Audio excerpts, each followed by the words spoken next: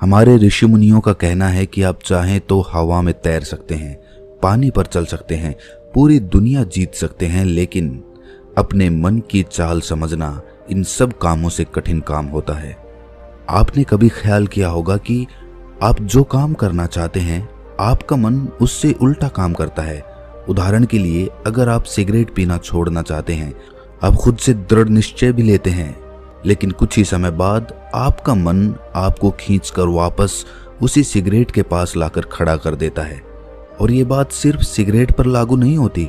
हमारे जीवन में, हम सब के जीवन में बहुत सारे ऐसे काम होते हैं, ऐसी आदतें होती हैं जिन्हें हम छोड़ना चाहते हैं, लेकिन हम चाहकर भी उन आदतों को छोड़ नहीं पाते हैं। लेकिन अगर हम प्रयास करके अपने मन के दृष्टा बन जाते हैं, उसके साक्षी बन जाते हैं, तो हम अपने मन की चाल को पकड़ सकते हैं। और अगर एक बार हमें अपने मन की चाल पकड़ में आ जाए तो फिर हम कोई भी आदत छोड़ सकते हैं, या फिर इसके उलट कोई भी आदत अपना सकते हैं, जैसे कि ब्रह्म मुहूर्त में उठने की, या फिर कोई भी ऐसा काम जिसे करने में हमें आलस्य आता है, क्योंकि हमारी आदतों के पीछे मूलभूत बिंदु हमारा मन ही होता है और हम उसे ही नज़रअंदाज करके चलते रहते हैं और बाद में पछताने के सिवाय हमारे पास कोई चारा नहीं बचता।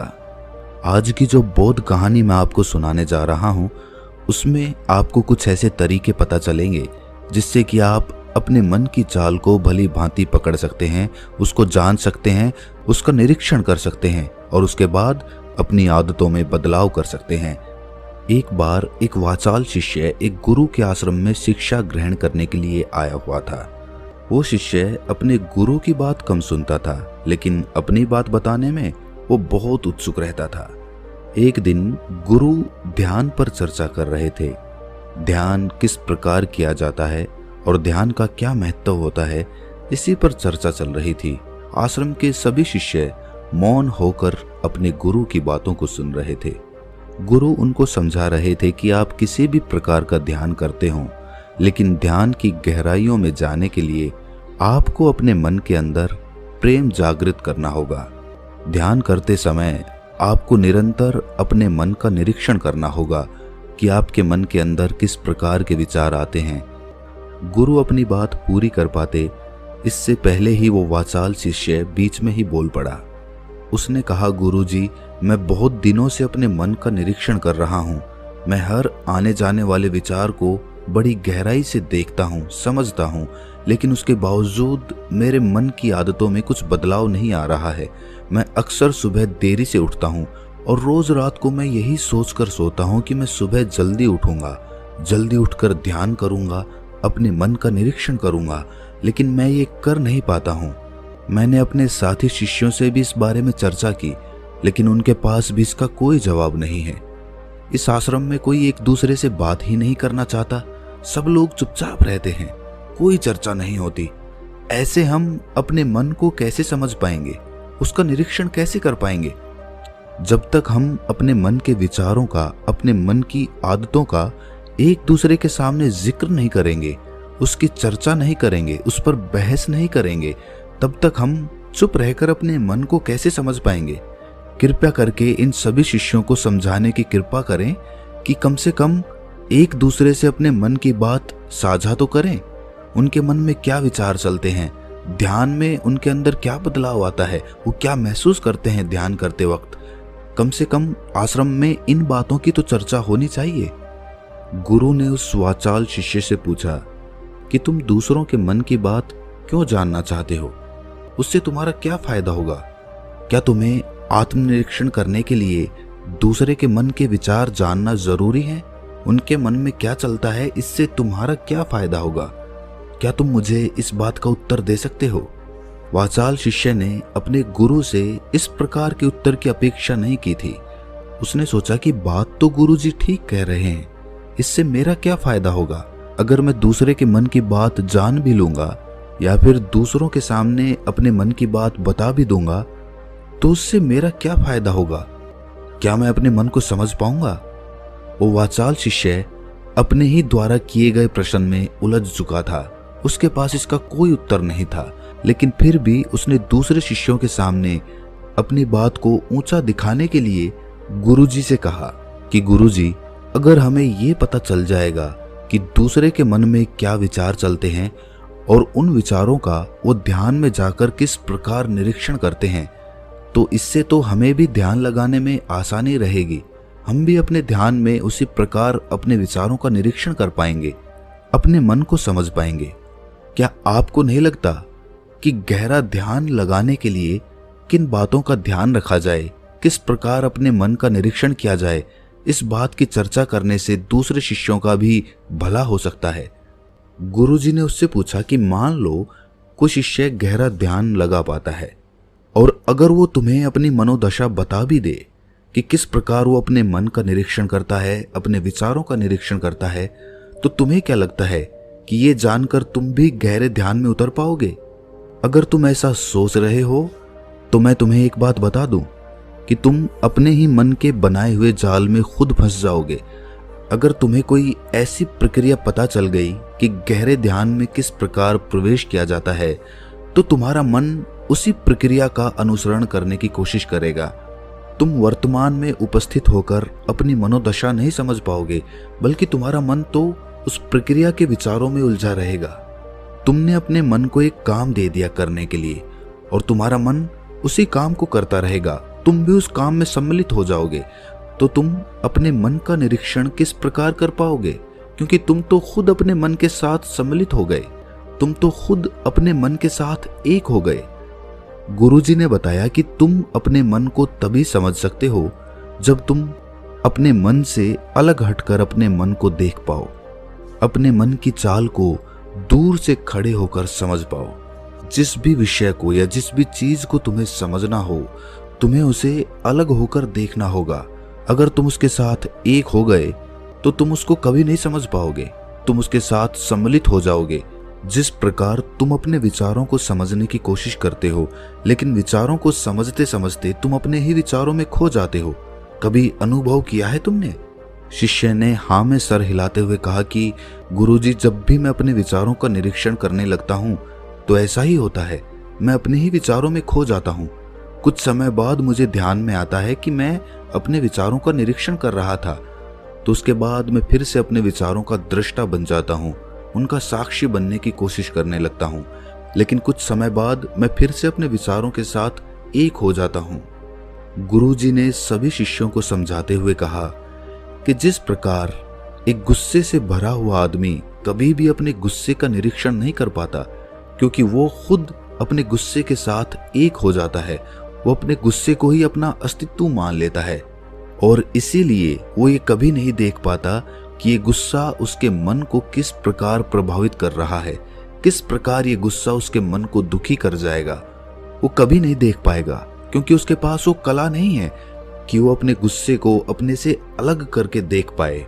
इसी चीज के लिए सारे अभ्यास बने हुए हैं, ताकि तुम सिर्फ एक दृष्टा, एक साक्षी बनकर सभी चीजों को उसके परिपूर्ण, उसके असली स्वरूप में देख पाओ।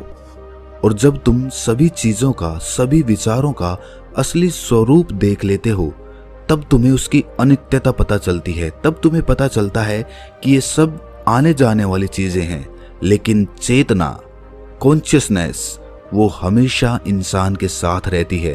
वो दृष्टा, वो साक्षी जो उसको देख रहा है, वो हमेशा जीवित रहता है, वो कभी नहीं मरता, वो नित्य है। और वही चेतना होती है। चेतना किसी भी चीज से कभी भी बंधी हुई नहीं होती। चेतना तुम्हारा होश है। दूसरी चीजों को उनके स्वरूप में देख पाने की कला तुम्हें तुम्हारी चेतना से ही मिलती है। जितनी प्रगाढ़ तुम्हारी चेतना होगी, उतने ही अच्छे तरीके से तुम चीजों से अलग हटकर उनको देख पाने में सक्षम हो पाओगे। इसलिए अपनी चेतना को ऊपर उठाने का काम करो, ताकि तुम अपनी चेतना से किसी भी चीज का असली स्वरूप देखने में सक्षम हो पाओ।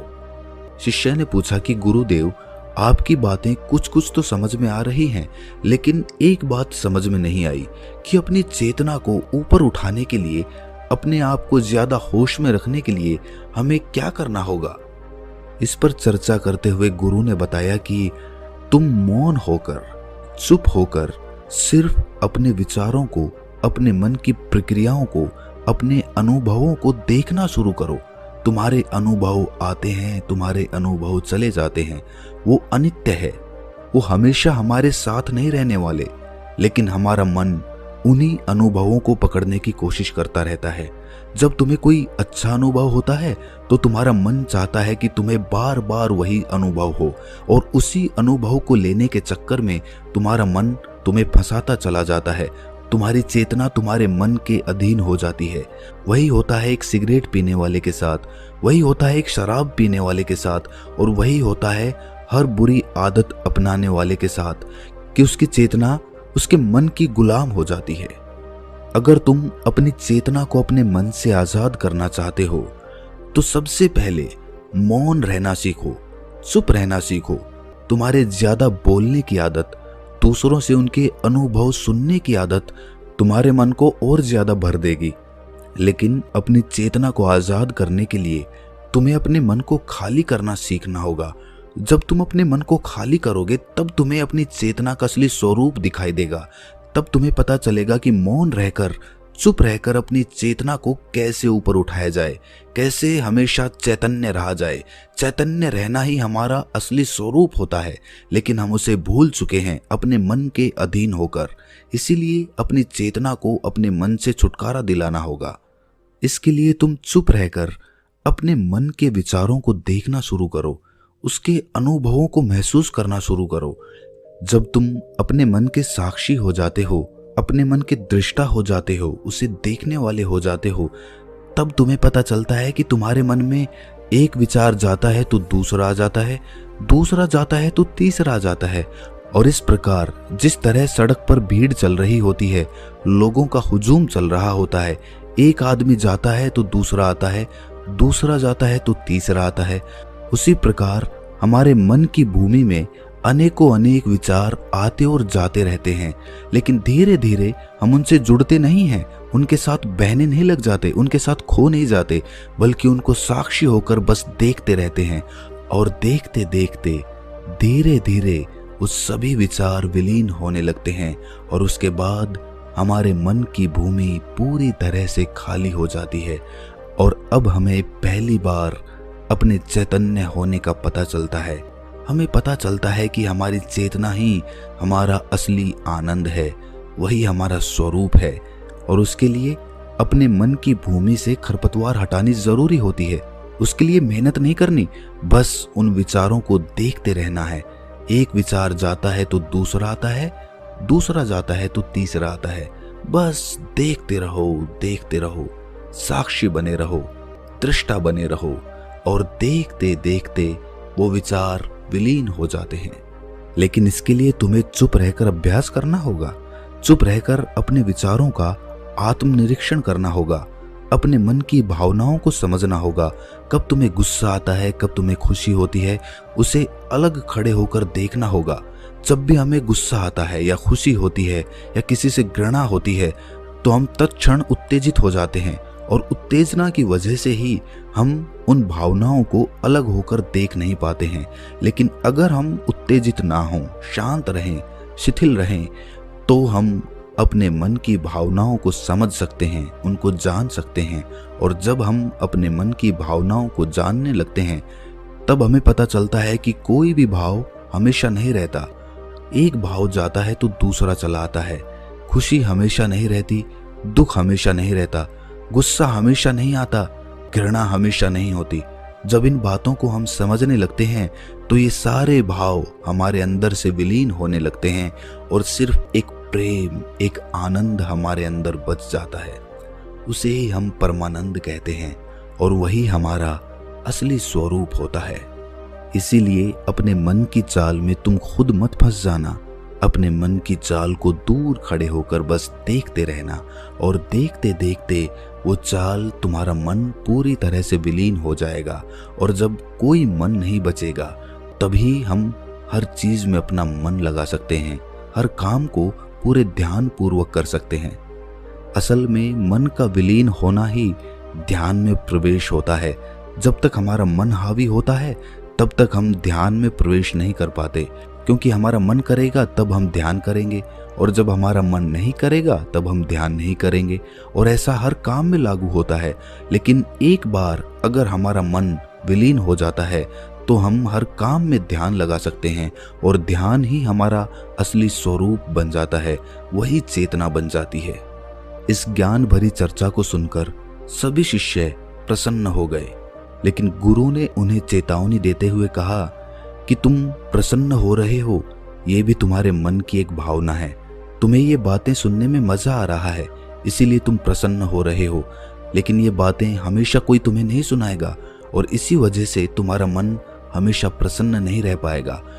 अगर तुम्हें असली आनंद की खोज करनी है, ऐसी प्रसन्नता हासिल करनी है जो कभी विलीन ना हो, तो तुम शांत होकर, मौन होकर, भावना रहित होकर अपने विचारों और अपनी भावनाओं को देखना शुरू करो। उसके बाद तुम्हें खुद ही महसूस होगा कि चेतना जो होती है वो शाश्वत होती है, वो कभी नहीं मरती और बाकी सभी चीजें अनित्य हैं, वो खत्म हो जाएंगी, वो मर जाएंगी, वो पीछे छूट जाएंगी। कोई भी चीज इस संसार में शाश्वत नहीं होती सिवाय हमारी चेतना के। जब हमारे प्राण छूटते हैं तो हमारे शरीर से सबसे पहले हमारी चेतना ही निकलती है, इसीलिए चेतना कभी नहीं मरती।